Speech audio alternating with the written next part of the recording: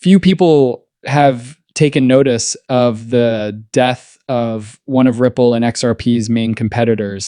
I have been investing in both XRP and Ripple for a long time, and I've always believed that XRP is the foundation of a new financial system. Are you sick of phony gurus who pretend to be knowledgeable traders but never engage in live trading? I trade live on the second biggest cryptocurrency exchange, where results are unfake and everything is clear. I have continuously closed each month in profit for more than 440 days. With just 4% drawdown, my followers have made over $34,000 in gains in the previous 90 days alone. Results that have been verified, not just claims. Do you wish to view my confirmed statistics? Start duplicating my trades for free right now by clicking the first link in my profile. Together, they are a formidable force that, in my opinion, will influence the direction of international banking, especially when combined with Ripple as the catalyst that links financial institutions to this innovative technology. Let's face it though, competition is unavoidable. In this video, I examine the demise of one of the main rivals of Ripple and XRP and explain why this is a very optimistic time for the cryptocurrency's future. Let's begin. Hello everyone, as the most of you are aware, I've long been a strong advocate for XRP and Ripple. But let's face it, there's always competition in the game. Whether blockchain technology could be surpassed by something even more advanced has long been one of my main worries. Nevertheless, I remain really optimistic about blockchain. It has turned out to be the most effective method of transferring value thus far. It is obvious to me that an improvement is long required when I examine the antiquated financial system. And to be honest, blockchain seems like the clear solution to move us forward. What if a new technology appeared tomorrow that totally eclipsed blockchain? Wouldn't that upend everything? It would be as if blockchain were to become obsolete due to the dominance of this new breakthrough. That, in my opinion, is the largest risk facing XRP and Ripple. The competition isn't even close, though, when it comes to organizations implementing blockchain, particularly open ones like the XRP ledger. Many initiatives are attempting to imitate Ripple's use of XRP, but to be honest, none of them can match it. Ripple has unparalleled financial ties.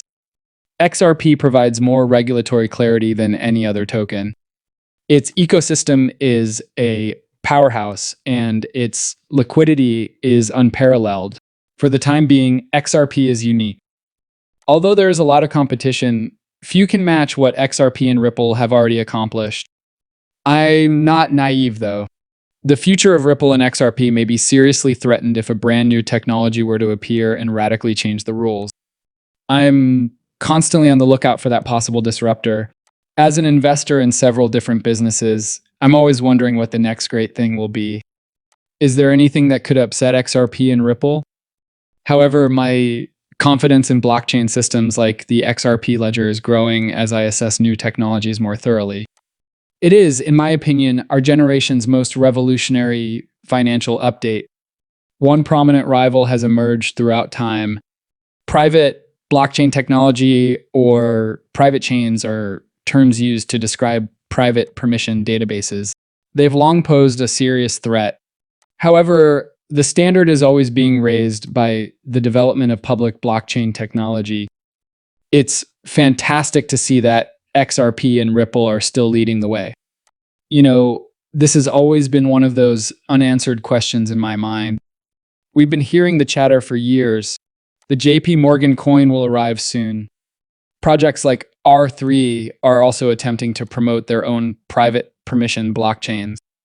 It brought up the crucial query: what would happen if private chains did succeed? Imagine a future in which each business has a private permission chain that is elegantly and simply connected. No headaches from technology. It simply functions. The absence of a public decentralized ledger in the center could be problematic for XRP if they are successful. Ultimately, XRP's primary function is to serve as an impartial, public, permissionless link between private databases. However, If a public blockchain like XRP is not required to make the connections, then the future of XRP is not looking good. And guys like R3 and JP Morgan have been aiming for precisely that, eliminating the requirement for a public ledger. However, there have been some intriguing updates recently on the real performance of these private blockchain experiments. It's not all sunshine and roses, spoiler alert. Let's face it, even while I can offer my own opinions and speculations about the direction of the future, I'm not sitting in those high-stakes boardrooms with BlackRock or Bank of America, so I want you to hear straight from the head of digital assets at BlackRock. I don't have access to their private discussions about how they're influencing the financial industry going forward. I'm limited to watching their movements and making connections to piece together what I believe might happen next. However, speculation is limited. Hearing what they have to say regarding private permission chains like R3 or JP Morgan Coin is what's really valuable. These technologies have the potential to be Ripple's most formidable adversaries, posing a threat to the XRP ledger's inventiveness and reach. So let's pay attention rather than speculating. Let's find out what the insiders think about these private blockchain networks and what they think will happen next. We may learn a lot about the XRP ledger's position in this quickly changing environment from what they say and don't say. Yes, I believe the private blockchains have reached a decision that is not favorable. Naturally, a large portion of the TradFi research in this area took place there, especially in the early years. The banks and a few other TradFi organizations were genuinely at ease with that. However, the track record is what it is, and it shows that none of these private blockchain projects have been widely adopted in an economically viable manner.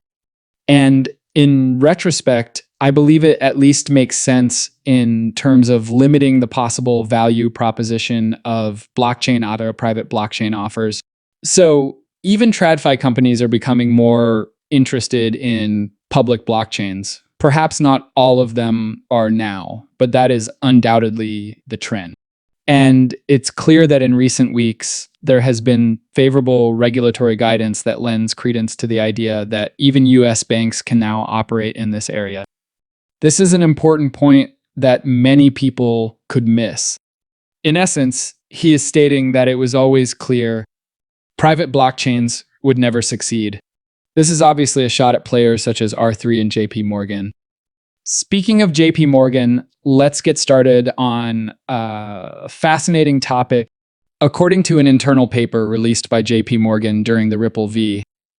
SEC case, the XRP ledger might be ready for widespread adoption if Ripple prevailed. Why would they say that, though? The person who spoke before, Robbie Mishnick, provided us with a crucial hint. There is no longer a strong argument for sticking with private permission systems now that regulations surrounding public blockchains are clear. The kicker is this. Robbie Mishnick, the head of digital assets at BlackRock and JP Morgan with their in-house blockchain initiatives, both have the same understanding. Clarity in regulations is crucial. Public blockchains are the most successful, but why does that seem like such a logical conclusion to them? It's easier than you might imagine. The reason this won't work is obvious. On a private permission blockchain, nobody wants to be the only participant with no other users to interact with. Imagine this. JP Morgan making the same pitch or BlackRock coming on Bank of America's door and saying, "Hey, use our blockchain." The solution?